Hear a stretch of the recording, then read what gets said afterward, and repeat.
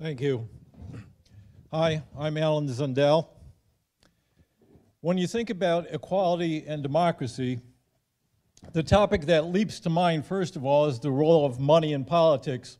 And we've heard a lot of people today talk about that, and I agree with them. That's a very big problem for those of us who have been around for a while and paying attention. And I was a political scientist for most of my professional life, so I was sort of paying attention. We know that this was a big problem decades ago, and it's only grown exponentially worse over time. So I applaud all the groups that are presenting different solutions to this, and I agree with the young man who was standing up here earlier when he said that we need to support one another and pursue many paths because they're complementary, and at least one of them may gain traction. Hopefully all of them will gain traction and get somewhere. Okay. Now, even though I was aware of the problem of money in politics for a long time, what I wasn't so clear on, and it took a while for me to understand this more deeply, was that that problem, as well as a number of other problems in our governance, is directly connected to the voting methods that we use in this country. Around the world, there's several different ways of voting. And by that I mean ways of filling out ballots, counting the ballots, and then determining who's the winner. In the United States, we seem to be committed for some reason to the worst of all of them. And that is systems that use plurality voting. A lot of citizens here make the false assumption that somebody has to get a majority of the votes to win. A majority means more than half. That's not true. You need a plurality. You only need more votes than any other candidate. Now, the upshot of that is that if you have a large set of voters who have similar views and would constitute a majority, but more than one candidate is appealing to them for their votes, they could fragment their votes among several candidates, allowing a candidate that they all hate to win the election. This is the spoiler problem that I think most of us are familiar with over time, and the upshot of that is to avoid the spoiler problem. Plurality systems result in a strong two-party system. You got two dominant parties and a lot of little parties that never seem to get very far, and independent candidates who sometimes crop up but also have trouble winning elections, okay? When you only have two main parties, it's much easier for big money to influence those parties. All you have to do is build relationships and gain influence over those two parties and not a variety of parties. And even worse, if there was an easy potential for new parties or independent candidates to get started, you'd always have to worry if voters were disgruntled with the way I was steering these parties, they could form a new one and they could pose a threat from a different direction. So as long as you have two main parties, you're going to have influence and money over those parties. There's a lot of other problems that's associated with two main parties as well. One of them is that just like in a market, when you have two strong corporations, they're going to become more interested in squelching upstart operations and less interested in actually pleasing the consumer, which in this case means you, the voter. They're going to be more attentive to protecting their position, their own self-interest, and more interested in their funders than they are in the voters, which is what we're seeing. You also have more partisan elections, and we've seen over the decades it's become worse and worse.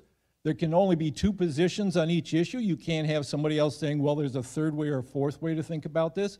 So a lot of these problems all revolve around the system of voting that we've become attached to. As I said, there's a lot of different voting systems in the world. So when I was a political scientist, I looked around and I thought, well, which one could have the potential for getting passed in the United States to change what we have here? And I settled on ranked choice voting, which used to be known as instant runoff voting. And I spent about 13 years supporting that particular reform, and in fact was very involved last year in helping to pass a measure in Benton County to get ranked choice voting instituted there for the county elections. But this year, I got involved in discussions with Mark here, and he has been promoting a more recently developed voting system that originally was called score runoff and now is called star voting. STAR stands for score, then automatic runoff. And at first I was skeptical of this, and I tried to poke holes in it and spent a lot of time talking with different people about it. But eventually I came around to the position that this is indeed a superior system to the other voting systems that I've been aware of.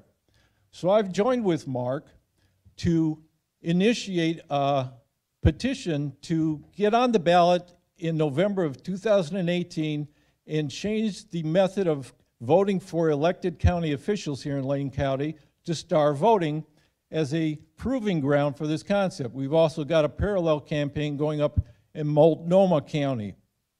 Okay. The interesting thing about STAR voting, there's a lot of interesting things about it, but it developed out of conversations that Mark was involved with that had proponents of different voting methods discussing them. And somebody made a remark along the lines of, well, if you just took that part of this system and added it to my system, well, then it would be better. And Mark was thinking about this, and he developed STAR voting, which incorporates elements of several different voting systems that might be more familiar. It has elements of top two and the automatic runoff from instant runoff voting, and also scoring candidates on a scale. So these work together to enhance the strong points of previous systems and mitigate the weak points of those systems. So in essence, even though this is a new concept and hasn't yet been used for a public election, it builds on over 100 years of knowledge of previous voting methods, where they fail and where they're strong. So I'm going to let Mark talk to you about exactly how score runoff, or STAR voting now, how STAR voting works, and we're going to ask for those of you who are interested in this to help us out with it. We can use volunteers, we can use donations, and we can use further speaking engagements to other groups to get the word out. Okay, Mark? Thanks, Alan. So STAR voting, actually, it came out of a conference that we had at the University of Oregon Law School in 2014 called the Equal Vote Conference. We had people from all over the country, folks from the Center for Election Science, folks from Fair Vote, the two pro and con campaigns on Measure 90. It was a full day-long debate, and really out of that debate came this new system.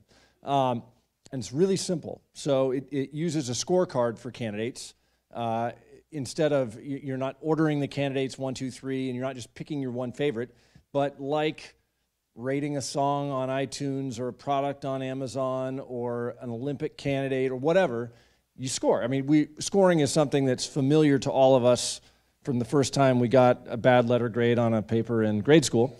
And so it's that basic idea of assigning an independent measure of value to each candidate is entirely understood. The tiny twist that STAR voting adds is that automatic runoff.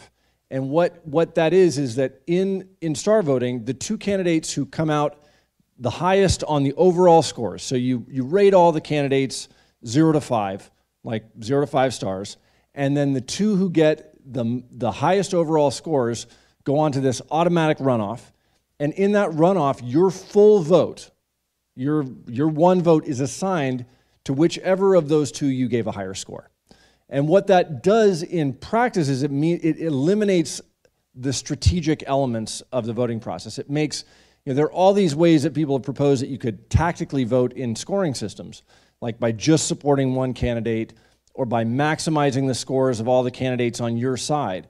And what the runoff does is it gives you this incentive to behave much more honestly so that if you actually have a preference difference between two candidates, that you're incentivized to give them different scores. So yeah, these are the rules of STAR voting. You score the candidates, the two who get the highest scores move on to the automatic runoff, and in that runoff, your full vote goes to whichever one you gave a higher score. So the ballot could look something like this, A, B, C, D, E, F, and if you leave a line blank, it counts as a 0. You can give two candidates the same score. So if there are two people you really like, you can give them both 5s. If there are two candidates you really don't like, but maybe there's one that's even worse, you could give two candidates a 1 and one candidate a 0. It basically just maximizes your expression on the ballot. So instead of having to choose I mean, what we have right now is the worst kind of strategic voting ever, which is voting for the lesser evil. Right now we have to vote against, if our favorite is not one of the two major candidates, then we have to vote against our true favorite candidates and support someone we kind of like a lot more than the one we really think is just going to drive things off a cliff. And so what star voting really allows us to do for the first time in this country in terms of political elections will be to really express whatever level of nuance we want. Now, if you're like, hey, I actually just only like one candidate on the ballot, no problem. Give that candidate a 5, move on to the next office. But if you have a secondary candidate, you can say, I like that secondary candidate almost as much as my favorite, or I like that secondary candidate just a little bit more than 0, or anywhere in between. Totally up to you.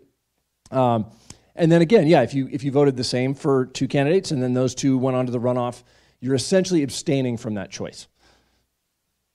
So the results, the other nice thing about this system is that when it comes to showing the results, if a lot of the more complex voting systems that let you rank candidates and then have many rounds of elimination, when it comes time to actually show you what happened in the election, the results are really complex. So they'll have these like giant tabulated spreadsheets and then multiple rounds, and you look at them and you go, I don't know what just happened there, but I guess that guy won.